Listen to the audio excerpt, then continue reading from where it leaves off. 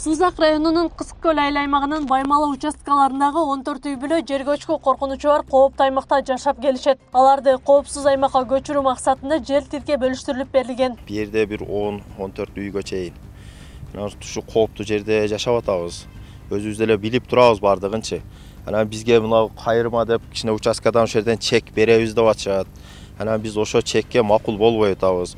Себеби айерге деле коркунуч бар деген элдин эмеси бар да, көргөндөр бардыгы жаракаларды. Анан 5 жыл 10 жыл өткөндөн кокус айерден дагы жарака пайда болуп дагы ачылса, биз каяка барабыз? Болгон мал мүлктү сатып айерге там тургузсак, бизге деле кыйын да турабы. Ошону эми туура көрүшүп бир түзүрак жерден келечекте бу диши жашай турган кылып түбөлүк бир там салабыз орго, салсак. Ошону аракет кылышса бийликтегилер.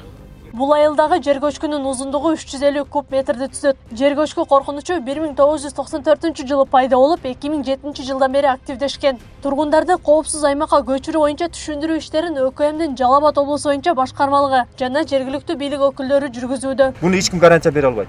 Бүгүн түшөт, эртең түшөт деп. Мына 94-жылдан бери турат го. Жарака жылдан жылга ажырап атат да. Баймала участкаларындагы 2 үй бүлө коопсуз аймакка көчүп чыкканы менен башкалары кооптуу аймакта күн кечирүүдө. Бүгүнкү күнгө чейин облус боюнча 1286 үй бүлөнүн кооптуу аймакта жашагандыгы аныкталган. Алардын ичинен 942сине жер тилкелери берилип, мамлекеттик суудаларды алышкан. Бүгүнкү күндө Өзгө Жактарлар министринин мониторинг тарабынан, адистери тарабынан берилген корутундун негизинде Баймала участкасынын бирде 10 үй бүлө, анын 2 үй бүлөсү көчүп чыгып кеткен. Бүгүнкү күндө 8 үй бүлө ошол кооптуу жерде жашап жатат. Анан Баймала экинчи участкасында болсо 6 үй бүлө ушул жер көчкүнүн кооптуу деген жеринде жашап келүүдө.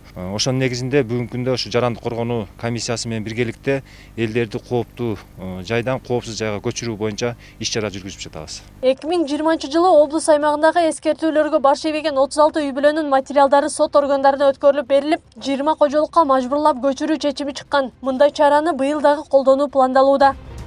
Акылай Карабаева, Замирбек Тойчубаев, Регион.